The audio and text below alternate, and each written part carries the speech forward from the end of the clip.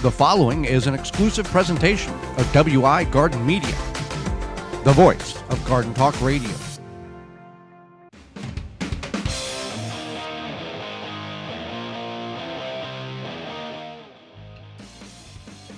Coming up on the program today, it's about products that we wouldn't use in our garden and why, as well as what to do with all that zucchini that's coming out of your garden. And our guest will be author Jennie Romer, and we'll answer your garden questions. The hour is full. Let's start right now. You are listening to the most informationally packed hour of garden-focused radio in the country and on the internet with your host, husband and wife team Joey and Holly Baird. This is the Gardening with Joey and Holly radio show. Welcome to the Gardening with Joey and Holly radio show. Happy you are with us today and allowing us to be part of your day for the next hour. I am your host, Joey Baird. Beside me is my wife, co-host, best friend, and gardening partner, Holly Baird. This program is for you, about you, to help your garden grow better, to maintain your landscape, grow healthier trees, make your grass look greener, as well as preserving what you grow. We thank you for listening to us, whether you're listening on one of the AM and FM 15 stations, terrestrial radio, that our show is being broadcasted on here in 2021 in the United States, through a radio app, through our parent website, the WisconsinVegetableGardener.com, under the Season 5 tab, as well as in-studio video replay and podcast. Thank you very much. There's a couple of ways in which you can partake and be part of the program. You can send us an email to gardentalkradio@gmail.com. That's gardentalkradio@gmail.com.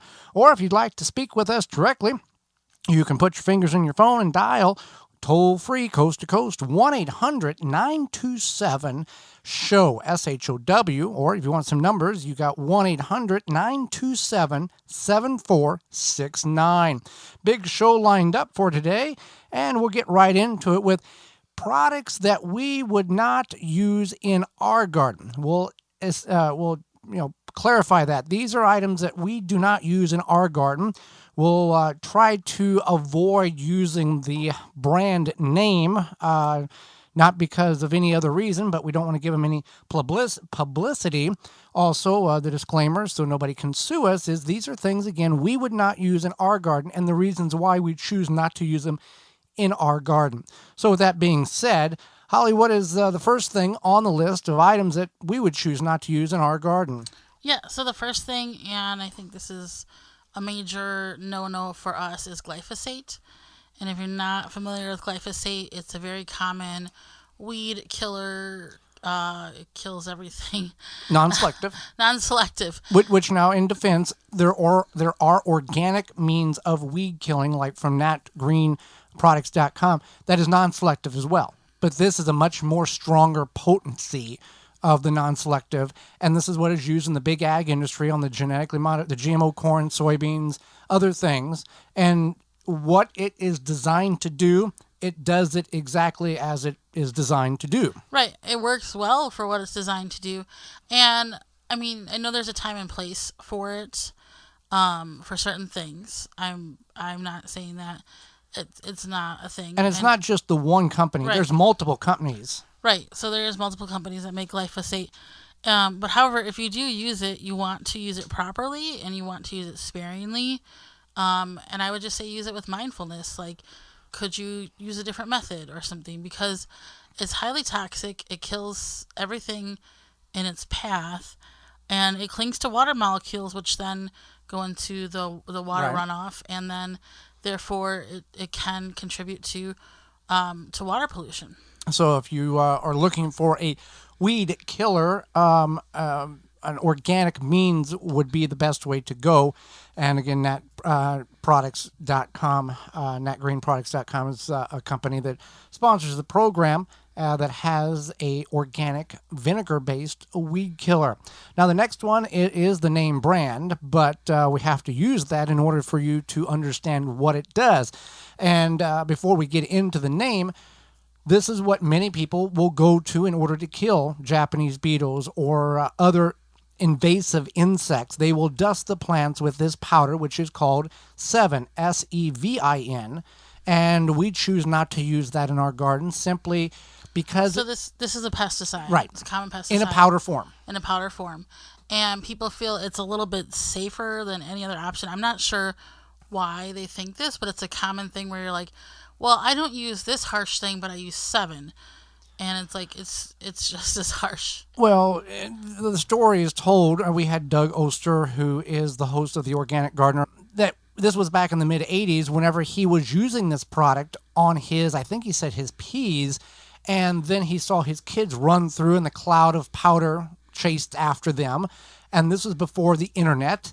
And he went to the library and started doing research, and he thought there's got to be a better way because this stuff is not good.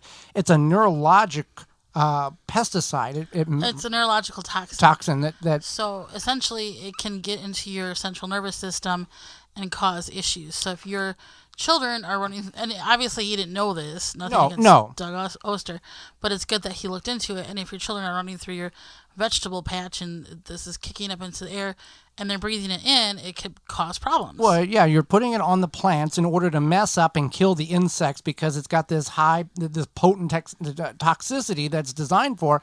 But even on a very small scale, you as the operator or the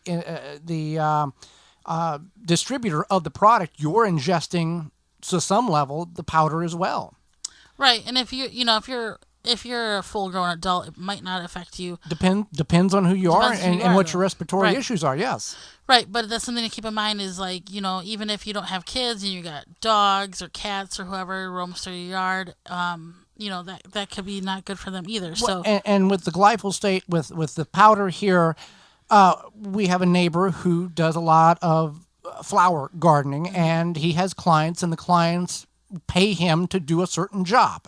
And they want him to use a product that has glyphosate or this powder in it. And he says sometimes at the end of the day, he does not feel good at all because he's ingested, even with a respirator on. He has sucked his stuff in, it's got on his hands, and it's not good. He doesn't feel good. So that, it does have effects on you. Right.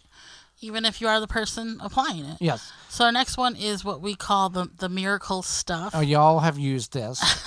Green, yeah, the it's stuff. Got a green label, bottle, bag, whatever. It's also known as plant crack. Yes. Yes. And the application rate is, I think, on the back of the package, like every 7 or 14 days, something that you have to continue to feed your plants. You're feeding the plants. You're not, as in the organic world, practice of feeding the soil, which feeds the plant. This particular product, and many of the organic or the synthetic products do this, it feeds the plant.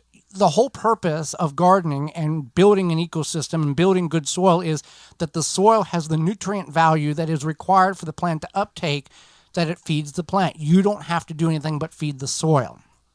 Right. And that's how it works. Essentially, is the plant becomes dependent. It becomes dependent on that food. I guess you can call it food, whatever it is. I guess it is food. And then you're not I get you don't necessarily always want to learn how to be a good gardener. Maybe you're like, this is my solution. But it may be all you have ever been taught or known. Hey, right. I always see this green, and every 7 days I do this, blah, blah, blah, blah. You don't know any different because whenever you get the soil to feed the plant, it gets a little easier. Well, that's the thing is that I didn't work directly in a garden center. I worked for a vendor that I displayed the things that sold the garden center. And people would come in, they would buy their, flowers or whatever. And then they would say, oh, I have to get the miracle stuff because that's how my parents always did it. And it's like, well, that's fine. But maybe think about, even flowers, do you really need to feed your flowers like that? I don't know, but your vegetables, if you build your soil... It's a trained routine. It is a trained routine, but if you build your soil and you have your vegetables that are dependent on the soil, overall, it's going to be better for you, for the environment, for everybody. Next thing is weed fabric. Now, weed fabric, to a certain degree, in certain applications, does fairly well. If you get there's biodegradable weed fabric, there is synthetic, there is a whole different gamut there, and different woven tightness of the fabric, which prevents, supposedly it allows moisture in, prevents weeds from coming through. But you have got this listed as a little different, Holly, multiple layers of weed fabric. Right. So what happens is that a lot of people will put down one layer this spring, right? And then maybe not next spring, but the next spring after that, they're like, well, the weed fabric's kind of worn away, but they don't want to necessarily pull up the old stuff. Right. So they just clean the top off and Right. slap another layer on Yep. top of it. Okay. Yep. And then this becomes a thing where all of a sudden you have 3 or 4 layers of the weed fabric. Water is not able to penetrate through. Eventually it does block the weeds, but initially it might not. And then, so then you have this problem and you're basically like, why aren't my plants doing well? It's because they're just being choked up by weed fabric. Right. Cocoa mulch. This is very popular. It's got a very chocolatey, nice aroma to it. And it's pretty. Yeah, it it's looks pretty. really nice. It makes the colors pop because it's a very dark There's 2 brown. problems with this. One is it can develop mold very easily. And 2, the fragrance, the flavor, the smell attracts pets. Right. So that's one thing, is it does attract pets. The second thing is that when I worked for our neighbor who does the gardening, and I would apply this, and then I would be covered in this brown powder, Like cocoa powder. essentially. Yeah, what it is. Which you could breathe in. So if you don't have pets, chocolate is toxic to cats and dogs. So if you have pets, I would highly recommend not using this, or maybe if you want to use an area that they don't go to. But you could breathe it in, so you may need something like a face mask or something to help prevent. We all have those. Yeah. We all have those. Those are easy to find. Another one is, in 10 years, that'll be funny. Peat pellets is... I hope in 10 years it's funny.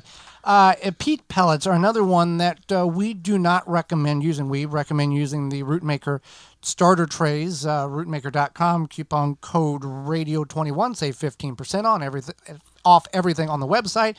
But the purpose of the expandable peat pellet is supposed to be the convenience factor. All right. So if you're not familiar with what a peat pellet is, it's also sometimes known, I think, as like a Jiffy pellet or something. Yeah, that's the name brand. Oh, that's the name brand. Yeah. No, that's fine. I thought that was a generic. So it's those little expandable things that look multiple like sizes. Multiple sizes. They look like soil, like compacted, but it's not soil. It's essentially just peat moss. So there's a few reasons why we don't recommend it. One, you need to fertilize them, which isn't a problem. But what the problem is eventually your plants are going to outgrow them faster than maybe you think, faster than you want them to. Then you have to repot them. Yeah, your plants are growing. The seed coat has the energy in order to get it going for 3 or 4 weeks, and then it starts looking sad and gloomy, and you don't know what it is, so you keep putting the water to it. The problem is there's no nutrient value in that peat pellet, and then many people aren't aware of that, and they put a very sick plant in the ground, or deficient plant, nutrient lacking plant in the ground. It's a sad plant, and it's not the hardest way to get a good garden is to start with crummy plants. So we've done several videos on this in which you don't use the peat pellets. And the other problem with the peat pellets is there's this netting around the peat pellet which holds the material in it, the peat moss in it. And it is biodegradable. However, they don't tell you in what decade it biodegrades. Or a century. Yeah. Yeah. We used these 10 years ago in the front yard garden. We can still find remnants of these the netting in the front yard garden 10 years later. So at some point it breaks down. I don't know what that point is. But I do know that if you're looking for seasonings, meat products, if you're a fisherman, hunter, rancher, or somewhere in between, and you're looking for products in order to go from animal to edible, Walton's Incorporated has all of that and a whole lot more. Yeah, Walton's Inc. They know that you care about where your food comes from, just like we do, so we can and preserve our fruits and vegetables. But what about the meat? So at Walton's Inc., you can find all the equipment, seasoning supplies to make sausage and jerky, and any other meat product your way. Do you want to make some delicious jerky? Walton's has meatgistics.com, an informational site to help you make the best finished product. Walton's even has a full line of their own meat grinders, mixers, and sausage stuffers to help you go from animal to edible. Walton's is everything but the meat. That's waltonsinc.com or meatgistics.com. And if you're not a butcher, there's a lot of products that you can use to get for your kitchen and cooking and barbecue. Well, hang out. Don't go anywhere. When we come back, we're going to answer that age-old question. What do I do with all this zucchini? We've got some ideals for you. You're listening to the Garden with Joey and Holly radio show. Got a question for Joey and Holly? Send it via email anytime to gardentalkradio@gmail.com. We here at the Gardening with Joey and Holly radio show Gardens understand that healthy soil is the key to a successful garden. We know that chemical fertilizer burns carbon out of the soil and kills the microbes needed for a healthy soil ecosystem. No worries. Chicken Soup for the Soil by Dr. Jim's will stimulate life into your soil, supplying all the nutrients most fertilizers neglect. Rather than force-feeding water-soluble chemical fertilizer, we suggest feeding the microbes a smorgasbord of 100% biodegradable nutrients that your plants can consume when they need them. The nutrients are readily available to maximize their genetic potential. Chicken Soup for the Soil will increase the quality of the fruit and vegetables you grow. Visit drjims.com. That's drjimz.com. Deer Defeat is an all-natural repellent to keep deer, rabbits, and groundhogs away from your precious plants. Deer Defeat protects your plants day and night, dries clear, and odorless. It will not clog your sprayer. Deer Defeat works for 30 days through rain, snow, and freeze. Safe, effective, and works on rabbits. Money-back guarantee. To purchase, go to deerdefeat.com and use code RADIO to save 10% on your order. Deer Defeat. It can't be beat. Rinse Kit, your hose on the go. Pressurized water at your fingertips. Without pumping or battery, simply fill from your spigot or sink on your way out to the garden, beach, or anywhere. Spray it, wash it, Rinse Kit. Now that your garden is in place, help your plants grow with Chapin's sprayers. Use our hose-in and handheld sprayers to feed your plants and control pests. Set up a fertilizer injector to water and feed at the same time. Cover large areas with a backpack or ATV sprayer. Chapin equipment is available at all major home improvement and hardware stores and online at www.chapinmfg.com. Chapin, cover more ground. Are you frustrated by how hard and dry your soil gets at this time of the year? You're not alone. The problem is that your soil has a high clay content. The clay shrinks and hardens as it dries, squeezing the air out of the soil. When soils are tight, roots are under stress and can no longer absorb water and nutrients easily. If you want to start improving your compacted clay soil, give Aerify Plus a try. For 20 years, homeowners and landscapers have been using liquid Aerify Plus to aerate and bioactivate their soils. Aerify Plus contains a soil penetrant as well as the liquid humates and seaweed. Visit our friends at natureslawn.com to find out more about this amazing Aerify Plus product. That's natureslawn.com. CousinsCompost.com offers a full range of compost and vermicomposting supplies, including the new Royal All-Natural Worm Bedding. Shop Cousins Compost for composting worms, worm castings, indoor and outdoor worm bins, and compost bins. Use coupon code REDWORM21 for 10% off your order at CousinsCompost.com. Brought to you by Blue Ribbon Organics, providing locally made organic compost and soil blends for gardens, farms, landscaping, and more. Visit BlueRibbonOrganics.com or call 262-497-8539 to find their products nearest you. The Gardening with Joey and Holly radio show is brought to you by the following: Pro Plugger, Dripworks, Walton's Incorporated, Tree Diaper, Janie's Mill, Phylum Bioproducts, Chapin Manufacturing Incorporated, Nature's Lawn and Garden Incorporated, Deer Defeat, Dr. Jim's, Root Maker. Find all sponsors at the WisconsinVegetableGardener.com and thank them for their support. Welcome back to the Garden with Joey and Holly radio show. Happy you're with us today and allowing us to be part of your world. Do you have problems with keeping your plants or trees or shrubs watered? Well, Tree Diaper is the product that can fix that issue. Yeah, Tree Diaper is a revolutionary watering system that slowly releases water around the base of any tree or plant as the soil dries. The Tree Diaper is filled with water from rain or when you water it, and slowly releases water over 3 weeks every time it rains. Tree Diaper recharges. No pipes, hoses, or electricity needed. Water your plants and trees, whether they're by the house, down the road, or on the back 40. It also works under mulch. Whether you're a first-time gardener or advanced, Tree Diaper will improve the way you water your plants. Made in the USA, you can find out all the sizes they have available at treediaper.com. That's treediaper.com. treediaper.com. Well, what many people have issue with this time of year, maybe it's the weeds, maybe it's not enough water, but always somewhere in the country, it's the problem with too much zucchini. Right. And then isn't there something where you put it in the certain towns tell people to lock their car doors because they'll find, okay, tell that. I don't. So like smaller towns in the Midwest, Uh-huh. you know, people will, they don't always lock their car doors, No. you know, at the store or whatever. And people will see this opportunity that they got some zucchini to just leave it in somebody's back seat. Open the door up, throw it in there, and run. Fun fact. Yes. Coming up August 8th is Sneak Zucchini on Your Neighbor's Porch Day.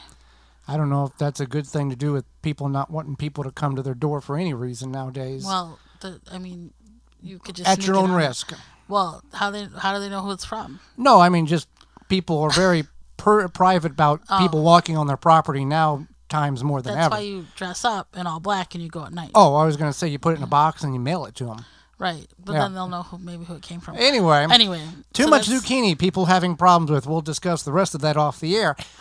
Too much zucchini. So what are some options besides, now, when I grew up, and Holly, you don't like this at all, we would take and we would cut it in about eighth of an inch, quarter inch slivers and roll it in egg, roll it in cornbread, and fry it in a pan in oil and both sides until it became, cooked. And then you It was ate it. cornmeal. Cornmeal. So you made like fried zucchini. Yes. That's gross. Okay. I don't like cornmeal. There's people though. yelling at the radio going, something's not right with you because they But I don't like cornmeal. No. So maybe if we tried it in flour. Okay. That'd be better. But But anyway, so that's how I grew up with it. Well, maybe you should And then make yourself and some. then with zucchini bread, which is the first thing on Right. our list. And is, this seems obvious, but there's a lot of different recipes out there. Uh-huh. So you could try something different. Maybe you want to add some chocolate. There's chocolate zucchini bread. There's because like zucchini bread tastes exactly like banana bread. pretty much. Yeah. If you try to substitute it, most people are going to go, oh, this is great banana bread. Yeah. Yeah, okay.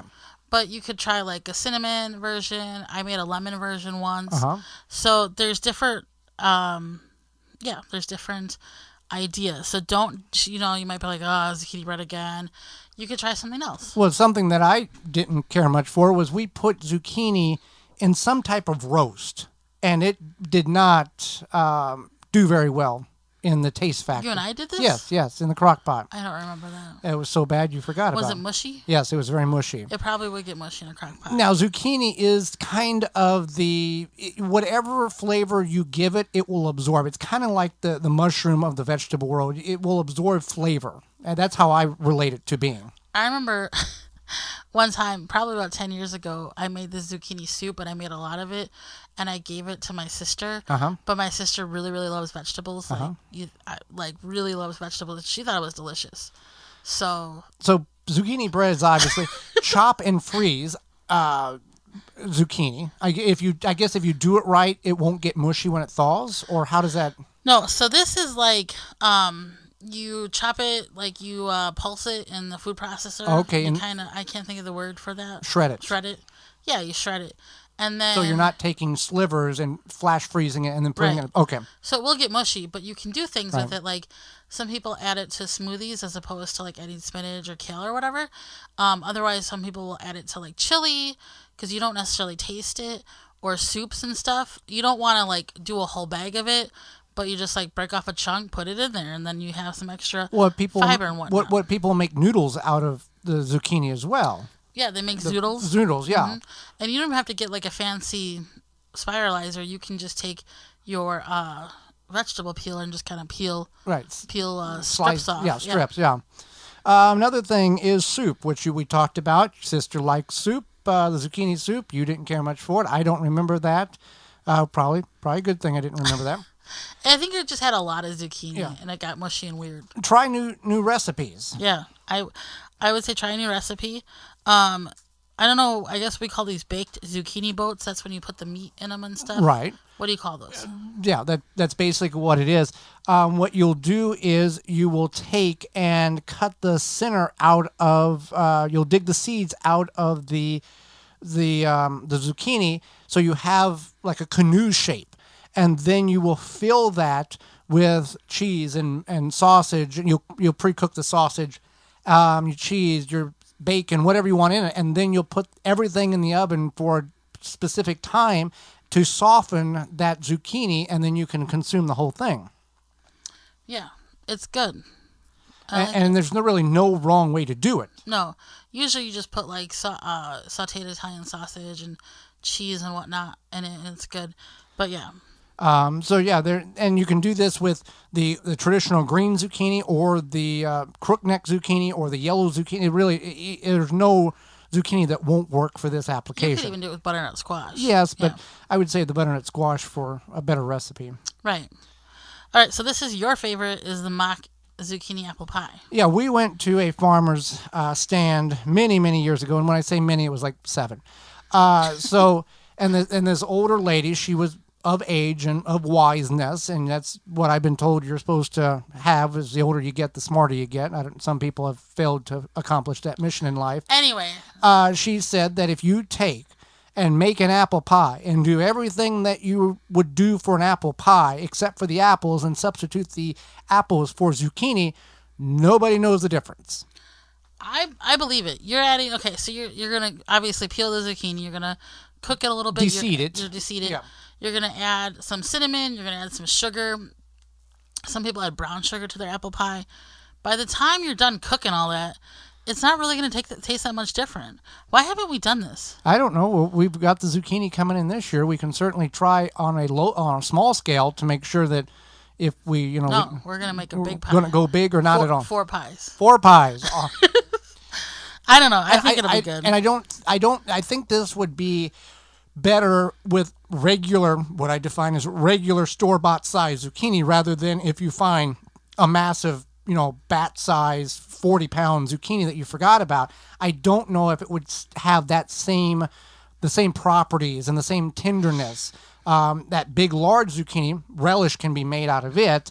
That's a good ingredient or good use for that big thing rather than throwing it out, because it's very tough to try to gnaw through something that is 8 inches in diameter and 3 foot long. Listen, zucchini relish is delicious. Yes. And it's better than pickle cucumber relish. Right. And it's so worth making it. It's delicious. You don't even have to put it on anything. You don't have to put it on anything. No. And sometimes I feel like pickle relish is a little too tangy or something. I don't know. But zucchini relish is the perfect balance of tang and sweetness and deliciousness. So if you got a big zucchini that you pulled out of your garden and you're like, oh my goodness, what am I going to do with this? Look up a zucchini relish. It's on our website, thewisconsinvegetablegardener.com, and you can find the recipe there. We can blanch and freeze them, which is different than chop and freeze them. You would just slice it, blanch it, freeze it, and then you would at that point, when you thaw it or whatever, bring it's going to kind of be like... It's going to get a little mushier, but it'll be like the green beans kind of. Right. It's going to hold a little size of it.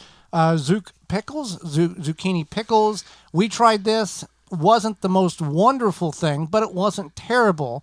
So you can make pickles out of the zucchini. I think it would be better if you did a refrigerator pickle, not the water bath. Can. Yeah. I know there's restaurants that will do that. They'll do the seasonal farm to table restaurants will do zucchini pickles, so you could probably find a little refrigerator pickle recipe online or something. We can dehydrate zucchini, which seems uncharacteristic, but you can dehydrate it and kind of make, to a certain degree, zucchini chips, and add your favorite seasoning to them prior to the dehydration, so the dehydrator process can pull that flavor into the actual slices of zucchini.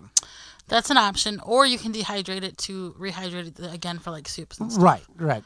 For easier storage. Yeah. And air frying, we can put them in the air fryer as is, or if you want to season them, you can throw them in the air fryer and kind of char them on both sides, or bake them on both sides to a certain level, and you're good with that. And then, as we spoke about, the relish is the real key.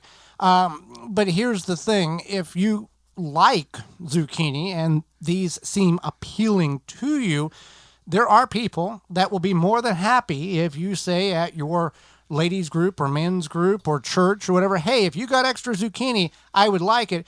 They're going to be dump trucks backing onto your property to unload the zucchini. It's funny because I had a coworker who was always looking for the zucchini because she ate it a lot. And then I think she had chickens or something. They would eat the large zucchinis. But yeah, she had no shortage of zucchini. Right. I'll just tell you that much. But yeah, it's one of these crops that you plant one, you're like, I should plant, and then you plant 6, and you're like, too much. But having a problem of too much is better than having a problem with, I wish I would have had 3 more plants. So something to keep in mind whenever you are looking for options to get rid of or utilize the zucchini in which you have on your property. Well, another problem that you may have on your property, zucchini loves the hot summer sun and moisture, but also Japanese beetles like warm sun and a very foliage-filled garden, and they're wreaking havoc on your gardens right now.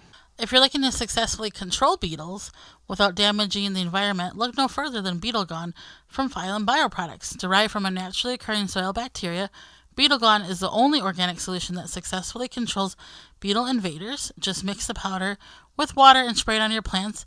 Once ingested, the targeted pests will stop feeding and die. And since it's an organic BT product, you know it's a great choice to use on your fruits and veggies in addition to your ornamental flowers and trees.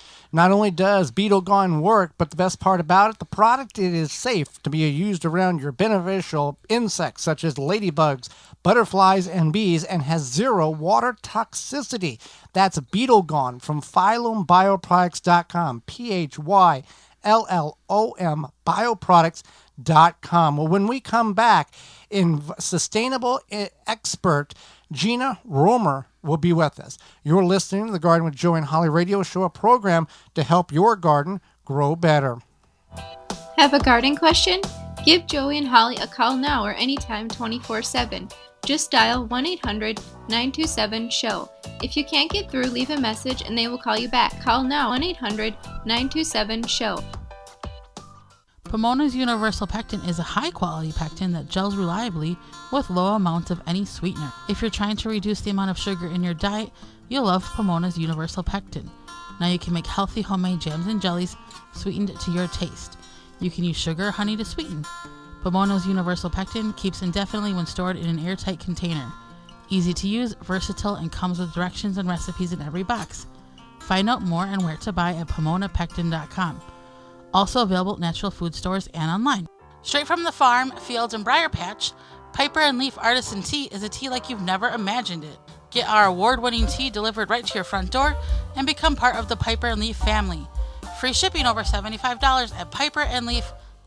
Soul Brew Kombucha is founded and handcrafted in Milwaukee, 100% organic, formulated for ultimate health and enjoyment. Find out the benefits of drinking kombucha and where to purchase at mysoulbrew.com or find them on Facebook at mysoulbrew. The number one key to healthy, productive plants are the roots. Starting from seed to full-grown plants, rootmaker.com has the answer. From seed starting trays with an innovative design that air prunes the roots, creating a fabulous root system, never again will you have root-bound plants, to multiple gallon grow bag sizes to raised beds. Rootmaker.com has your grow needs covered. Visit rootmaker.com. Use coupon code RADIO21 and get 15% off your entire order. The Gardening with Joey and Holly radio show is brought to you by the following: Simply Earth, Seed Savers Exchange, Quick Snap Sprinklers, Water Hoop, Timber Pro Coatings, Bloomin' Easy Plants, Pomona Universal Pectin, Ivy Organics, Tiger Torch, Happy Leaf LED, Seedlink. Find all sponsors at the WisconsinVegetableGardener.com and thank them for their support. Welcome back to the Garden with Joey and Holly radio show. Jennie Romer moments away, but first, you got Japanese beetles flying around. Rescue has a product that can help you fight that battle. Yeah, Japanese beetle traps, when used properly, draw beetles away from your plants and trees. The trick is to hang them 30 feet from your plants you want to protect. That way you lure the beetles away from the areas that you don't want them. Here, beetle, beetle, beetle. And where they can cause damage, and you trap them. Rescue Japanese beetle traps are the only traps with a controlled release lure that lasts the entire beetle season. Their extra large bag is welded directly to the trap and stays put even when it's full of beetles. And the Rescue Japanese beetle trap is the only trap with a reusable bag that opens and closes.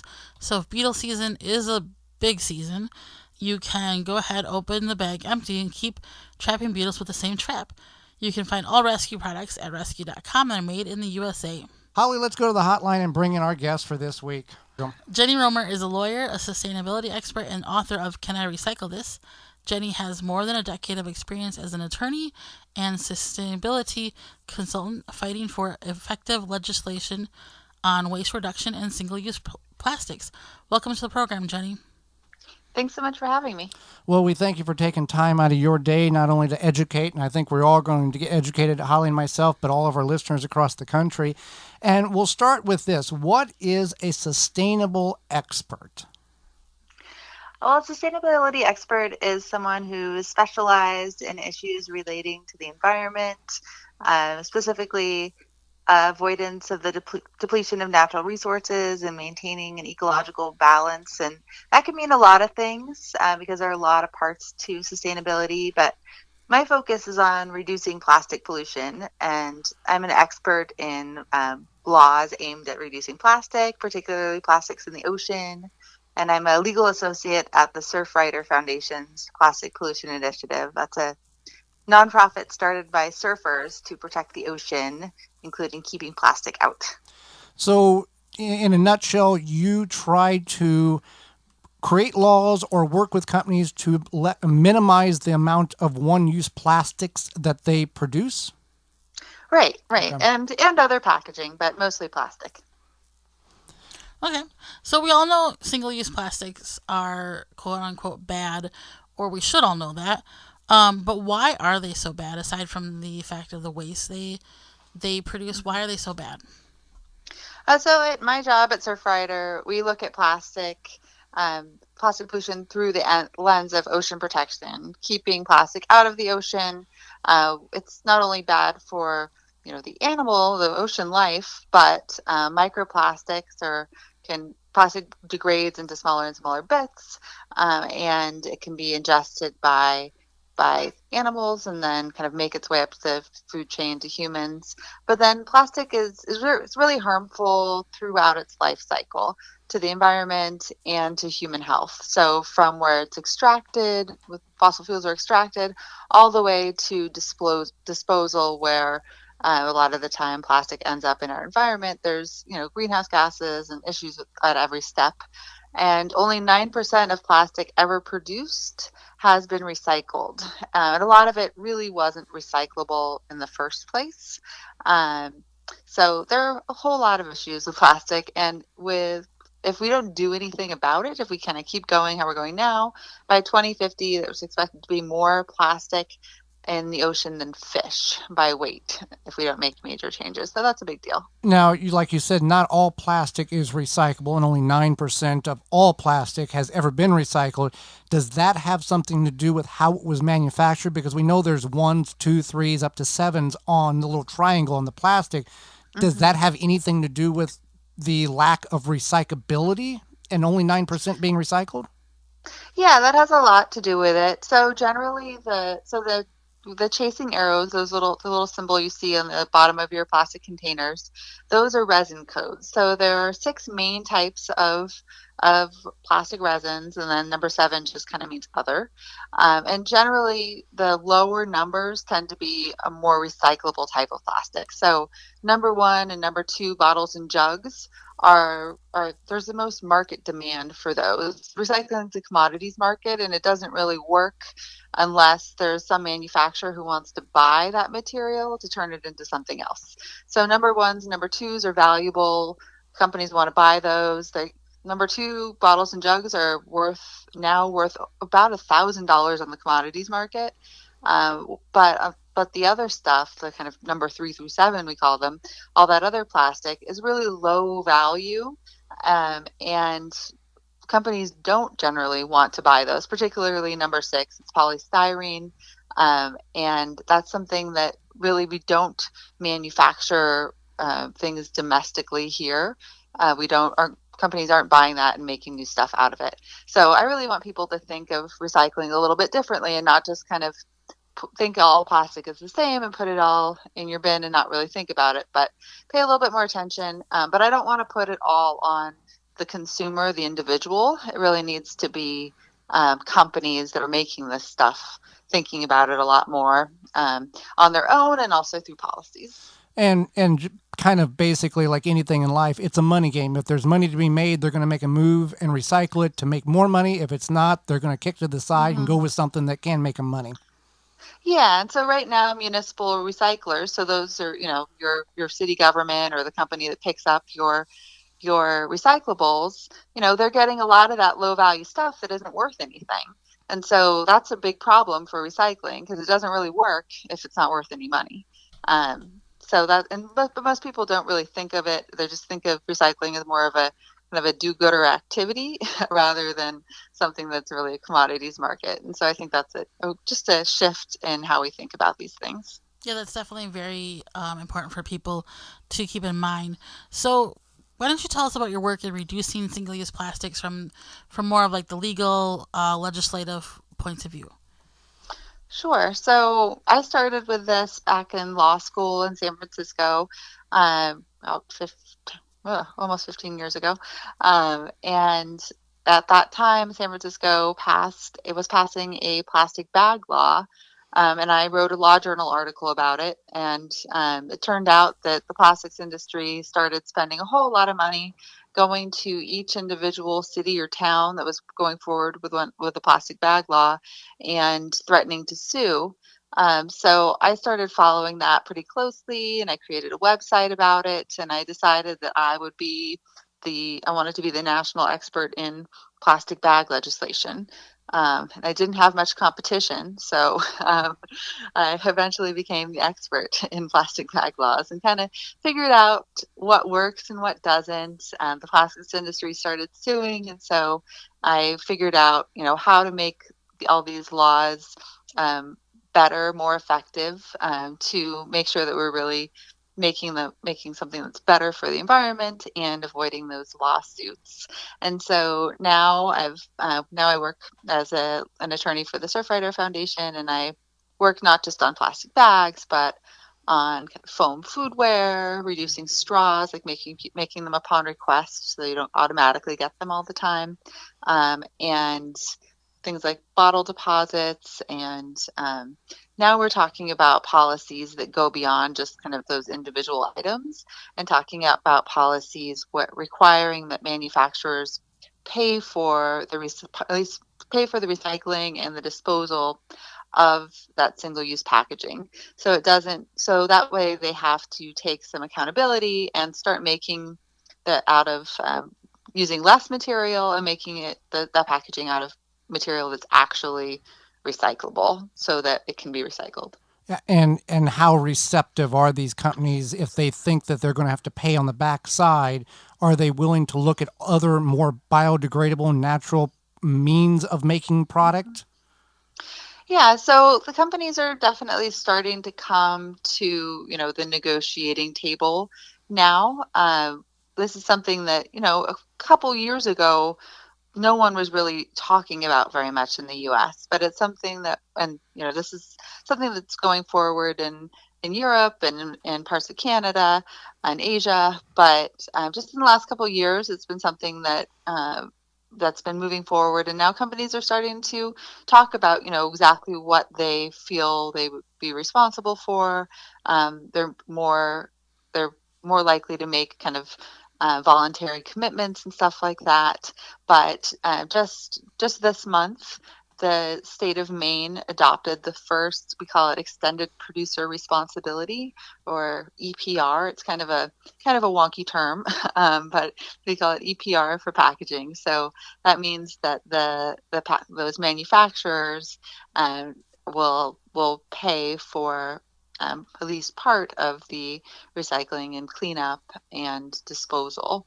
And so Maine is the first state to adopt this. We'll probably see quite a few other states do it. So that's a pretty big deal, and shifting that, because really our municipal recyclers that are handling all this stuff are losing a lot of money. And so a lot of the push is coming from environmentalists, but it's also coming from our local governments that say, hey, this is not fair that we are having to, instead of making money from selling our recyclables or having to pay to send all of this to landfill because it's not valuable. So that's a big deal, and it's something we're going to probably hear a whole lot more about soon. Fantastic. So we were talking with Jennie Romer. She's a lawyer, sustainability expert, and author of Can I Recycle This? So your book is Can I Recycle This? Please tell us, our listeners, more about it and why they should check it out. Sure. So I guess the first thing I should say is this is an illustrated book. So, I'm talking here a lot about policy, but the book itself is really just explains how our recycling system works after you put things into your recycling bin, what happens next, how is it sorted, and I go through and the commodities market, and I go through 60 different items. And like I said, it's an illustrated book. They're beautiful watercolor illustrations, so it's something you can just kind of pick up and take a look at a few pages. You don't have to, sit down and read the whole thing straight through. So I encourage people to pick it up. Well, we know recycling, as we've talked about, isn't great as people think it can be. Tell us some recycling truths that may be surprising to us. Sure. So I always tell people to follow the kind of old mantra of reduce, reuse, recycle. So don't think of recycling as the first thing to do. Try reducing or reusing first. But I think the main thing with recycling, the truth is that, like I said, it's a commodities market. And so some things are very valuable, and those are the ones that are going to be consistently very likely to be recycled into something else. So something like an aluminum can or or cardboard. Those are things that consistently have a market. And so looking at it that way of like, oh, is this a valuable thing versus something like, a party cup, or a straw. Those things are not going to be recycled into something else, unfortunately. Well, and we've all gone to stores, and Holly and I are guilty of this. These single-use plastics are made and wrapped around products that nobody in the world needs, and we buy because that's cute or whatever. It's stuff that never should have been made in the first place. Mm-hmm.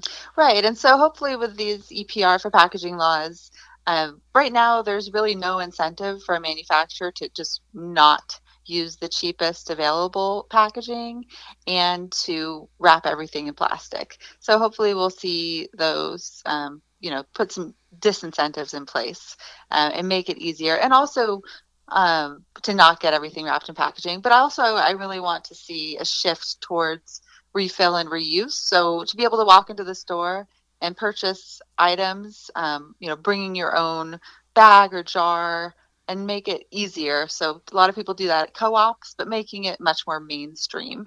Make it a habit, not a problem or a whatever, like, oh, I got to do it, but make it a habit, like, oh, I get to do it. Yeah. I want to shift that mindset a bit. And, it shouldn't be our fault. We shouldn't have to go out of our way to try to do these things. It really should be something that's coming from the manufacturers and having a better system for us. I certainly agree. So that being said, I know like Joey and I both use a lot of reusables, whether it be water bottles or coffee cups or coffee mugs, whatever. So, you talked about the number 3 through 7. What are things that we could make easy shifts in our lives where they are reusable and help reduce those higher number plastics? Mm-hmm. Yeah, I think one big thing is food containers. So, a lot of people get takeout food, and a lot of takeout food containers are not recyclable. And so trying to what I try to do is to bring my own container, and if a restaurant will let me, and and have them put my food either on their plate and I slide it into a container, or have them put it in my container themselves, or just doing things like avoiding as much single-use plastic as you can. So it sounds like you're already doing the bags and bottles and cups, but I try to carry around my own fork, little utensil set with me, because utensils really are have a hard time, but they can't make it through the sorting machinery, and they're generally made out of number 6 plastics. So that's something that's not going to be recycled, and we can, that's enough. The next thing to try to avoid on my list. That's definitely, I'm sure, something that a lot of people have not thought about is, their to-go waste with the forks and spoons and whatnot. Well, Jennie, we really appreciated having you on the program. How can people find out more about you and your work? Well, you can go to my website, jennieromer.com, or canirecyclethisbook.com. You can also check out surfrider.org. Well, and Jennie, thanks so much for having me. Absolutely. A lot of knowledge you've dropped on us, that things that many people may have thought they knew or had heard in passing, but never put much thought to it. Yeah. Well, definitely check out the book. I try to make it as approachable as possible and actually a little bit fun to learn about recycling. Absolutely. Well, Jennie, we thank you for your time. Okay. Thanks. And when we come back, it's going to be your garden questions, our garden answers. This is the Garden with Joy and Holly radio show. Got a question for Joey and Holly? Send it via email anytime to gardentalkradio@gmail.com. Protect your plants against damage with a 3-in-1 plant guard and special blend fertilizer. Visit ivorganics.com. Tired of dealing with bugs but don't want to use harmful chemicals to repel them? Naturally Green No More Bugs is all natural and plant-based. No more chemical bug repellent. Use it around your home and on you, indoors and out. DEET-free and will not stain. Repels mosquitoes, ticks, fleas, roaches, ants, flies, and more. No More Bugs is the answer to what is bugging you. Stop using harmful chemicals and use what is safe for you, your family, pets, and the environment. For more information, visit natgreenproducts.com. natgreenproducts.com. Have essential oils always confused you like they did me? Take out some of the guesswork with Simply Earth. The Simply Earth Essential Oil Recipe Box will help you gain confidence and clarity in using essential oils to help make your home toxin-free. Here's how it works. You receive the recipe box with 4 pure essential oils, 6 recipe cards, and extras. Then you learn how to use your essential oils while making the recipes created by certified aromatherapists. Clear and concise step-by-step directions. Save money and detoxify your life. I got to make fun products that will detoxify my home while also learning safe ways to use my essential oils. The best part is these oils don't break my budget. Simply Earth's essential oils are 100% pure and come from the best farms from all over the world. Using essential oils to support your wellness doesn't have to be overwhelming. My home is one step closer to being toxin-free because I made the wax melts and more with the Simply Earth Essential Oil Recipe Box. Visit simplyearth.com to find your recipe box and more. Hello, I'm Joey Baird from the Gardening with Joy and Holly radio show. If you're looking for merchandise for the program, you can go to thatismyshirt.com and get shirts with our logos on it. If you'd want to go a different route, they have a lot of comical, logical, and witty sayings on shirts that you can wear that makes a statement. From valedictorian from Common Sense University to I Heart Compost to Don't Be Just Average Today, and a number of other great sayings. It all can be found at thatismyshirt.com.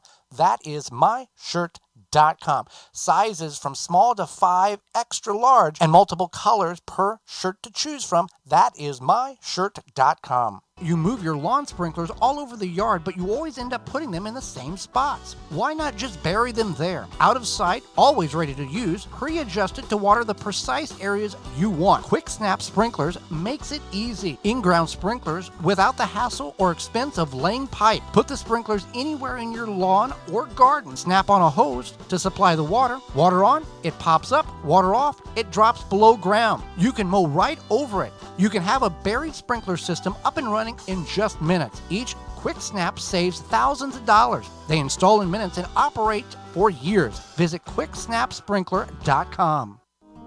The Gardening with Joy and Holly radio show is brought to you by the following: Blue Ribbon Organics, Naturally Green Products, Ironwood Tool Company, Easy Step Products, Rinse Kit, Soul Brew Kombucha, Wild Delight, Rykon Vitova, Chip Drop, BaleBuster.com. Find all sponsors at the WisconsinVegetableGardener.com and thank them for their support.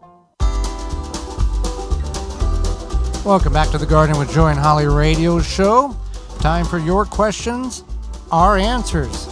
If you got a question, you can certainly send that over to us toll free. If you want to give us a call, toll free, coast to coast, 1-800-927-7469. That's 1-800-927-SHOW, SHOW. Or if you'd much rather send us an email, certainly can do that. GardenTalkRadio@gmail.com is that address. If you've got a specific problem in regards to what do you think this is, send us a couple of pictures. Makes the identification and the diagnosis much easier. So, Holly, we got a couple of questions. Let's see what we can get through the top of the hour. Yeah. So Alona writes in and says, I have green balls like fruit hanging on some of my potato plants. What are these and what do I do with them? These are true seed potatoes, seeds, true potato seeds. Do not eat them. They are highly toxic. It's a form of protection towards the plant to keep animals away.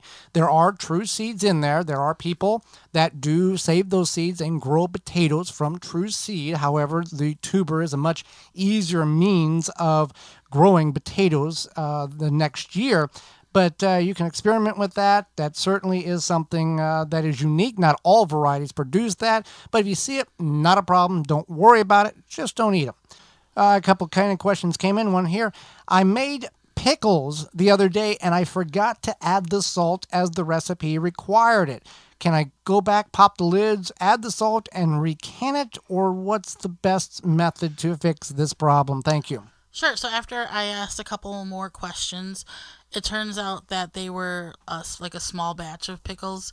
And so I had suggested to just open them up, add the salt, kind of shake it, and then put it in your fridge, let it sit there for a little bit. And then after 90 days, you can consume them within like 90 days. Because otherwise, if you do make this mistake and you make a whole batch of pickles, I don't know if the salt, not having the salt will affect the flavor because you have the vinegar and the other flavors, but reprocessing pickles is not good. Not because of a safety standpoint, but because they're going to get mushy fast. You're going to have pickle soup. Yeah, it's going to be gross. So just make sure you're following, I'm sure we've all forgot stuff in recipes, but just make sure you're following the recipe and adding all the things. All right, next canning question. I'm fairly new to canning, and I'm not sure why the canning jars turned out this way. I've lost a lot of liquid. I pressure canned them, and I got the recipe off a video online. Is it safe for me to consume this stew, and why did I lose so much liquid? Okay, so this is another one. I had to ask more questions, and she really wanted me to tell her that she could consume it, and I wasn't going to say that because I don't know where her recipe came from. I don't know any of that. I mean, I guess it came off the internet. I advised her that some liquid loss is normal, yes, and the thing is that it's a process. So when you are pressure canning, you want to let the jars sit at zero pressure for about 10-20 minutes. And then that prevents a lot of liquid loss. And the same thing with water bath canning. You want to let those jars sit there for about 5 minutes. Prevents a lot of liquid loss. As far as being safe. And real quick, the liquid loss is not due because you didn't crank the lid tight enough. No, it's like it's kind of, I don't know if it's quite like an evaporation thing. It's like a science thing. Okay. Yeah. But you don't want to crank the lids tight anyway. No, and it happens a lot more in pressure canning than water bath canning. However, I did advise her that I only use recipes such from like Ball Canning, Better Homes and Gardens, University Extensions, and the National Center for Home Food Preservation. And then, so you want to, just because somebody on YouTube is like, this is my recipe, this is how I made the stew, it doesn't mean it's safe, and I wasn't going to tell her that. Well, on our parent website, the WisconsinVegetableGardener.com, we have 4952 canning what you grow recipes. We put the recipe in the show notes of the YouTube video. However, that doesn't mean you should go by gospel. Yeah, we tell you where we got the recipe from, but go look for that recipe to confirm that what is there matches up. Right, and that's the thing is that, there's been this boom in canning. And I know people aren't canning safely. And if you come there's pages on YouTube called Rebel Canners. That's different. Yeah, it's different. That's different. I'm talking about any Joe Schmo on the street who's like, I'm gonna start canning now. Oh, I found this YouTube video. This is my recipe. No. And if you come to my Facebook page and you ask me this question, like, is this safe? I'm absolutely not going to tell you that unless you say, I got this recipe from the National Center for Home Food Preservation website or my local university extension, or I took a class with a master canner. Then I would tell you it's safe. But I'm not going to tell you that Uncle Sam with the YouTube channel, canning beef stew, is safe, because I don't know. So with that, we are out of time, and we thank you for yours. Did you miss any portion of the program today or want to revisit it? You can do that by going to that parent website of ours, the WisconsinVegetableGardener.com, checking out the videos and past shows under the Season 5 and 2, 3, and 4 tabs. Or you can send us an email at gardentalkradio@gmail.com, and we will send you the link to this program. Tune in next week on the program when we will be talking about trap plants, and we'll walk through the safe way to water a bath can. Our guest will be garden expert Shirley Boveshow, and we'll answer your garden questions. So until next week, for Holly Baird, I'm Joy Baird, and we will see you in the garden.